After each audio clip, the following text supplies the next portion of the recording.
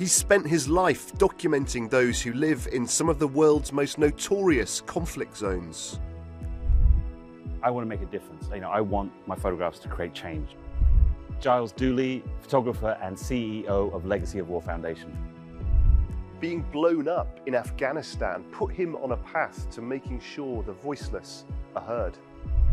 I don't want to be an inspiration. I just want to be an example. Children, maybe that are injured, other people that have lost limbs. If they can see me living the full life that I do, I don't mind it being an inspiration to them.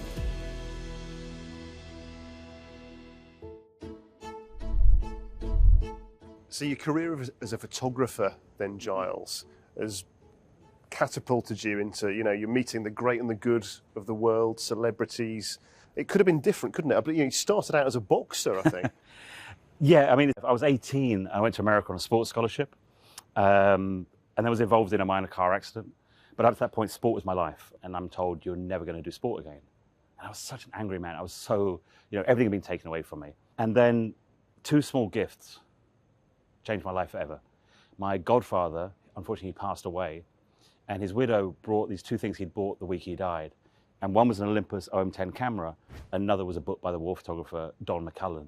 And seeing these photographs for the first time just took my breath away, and I knew there and then that's what I wanted to do. I left hospital full of good intentions to go and do this war photography, but I had some friends that were musicians and in bands, and that just took off, and suddenly I'm getting magazines calling me. I'm flying around the world to photograph Mariah Carey, Oasis, Lenny Kravitz, all these amazing artists. And how did you go from Mariah Carey and Lenny Kravitz and Oasis to some of the work that we can see here today? Yeah, it was a slow transition. I loved it. I was probably 28 years old and doing a photo shoot of Lenny Kravitz in his house in Miami, getting paid a ridiculous amount of money really for what I was doing. And sitting in my hotel room, and I cried, and I remember just feeling completely empty. And I thought, well, if I have all the success, I'm living the dream, and I still feel empty, what's wrong? What will fill that void? Probably 6 months later, I was doing a photo shoot in London at the Charlotte Street Hotel, and it really came to a climax. And in the middle of this shoot, there was a young actress, and she was in tears because her agent was saying, you shouldn't have your top on. The editor of the magazine was arguing with her, and it was just crazy. And I sat there, and I went, this is not why I became a photographer. And then I remembered those 2 small gifts that I mentioned, the Olympus OM10 camera and the book by Don McCullin, and how they'd made me feel when I was given those at 18. And I realized that's where I'd gone wrong. I hadn't used my photography to tell stories. So that's what I decided I had to do. If I was going to find my purpose, it would be to use my camera to tell the stories of others. And then fast forward to that fateful day in Afghanistan where you stepped on the IED. I was on patrol with American troops. We were ambushed. As we ran for cover, I stepped on an improvised explosive device, an IED. I was thrown in the air. I didn't lose my consciousness. I landed on my side. I could see both my legs had gone, my arm, and really thought those would be the last moments of my life. And just try and imagine this for a moment. I woke up. I'm in an intensive care unit, so the lights are on. People are running around. There's bleeps, alarms going off. You're at panic. Where am I? I didn't even know which country I was in.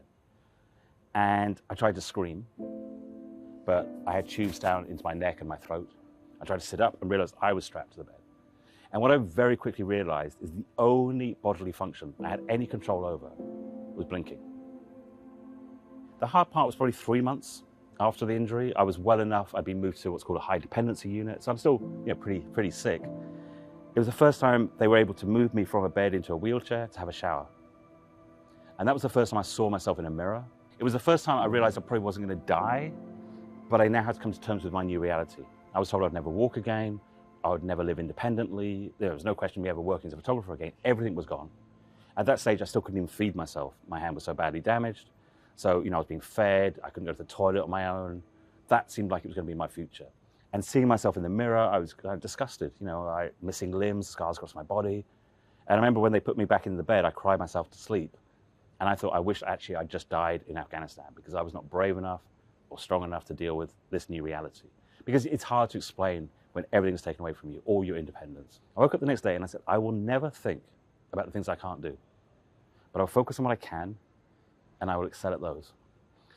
And that mantra changed my life completely, not just my recovery, but my work, the NGO that I run, everything I do in my life.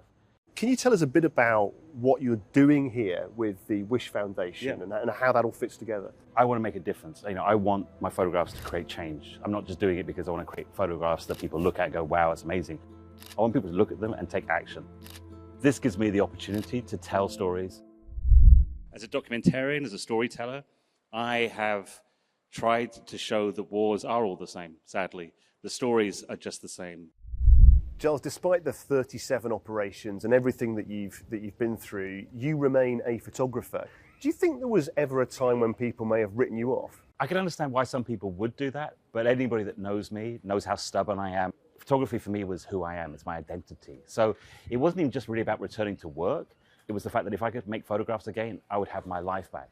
So no, I don't think anyone actually wrote me off. I'm sure people who didn't know me would think, you know, how's a guy, a triple amputee, going to possibly return to traveling around the world working as a photographer, you know, even holding the cameras. But as I say, the people close to me, they never doubted it. You contribute in lots of different ways, running around the world, doing all sorts of projects, but the Legacy War Foundation is a big part of what you do. It's a big passion of yours, isn't it? Can you tell us a bit about that? I never really planned to set up an NGO, but 25 years now of working with NGOs around the world, I saw maybe not their faults because they do amazing work, but I saw gaps in things that we could do.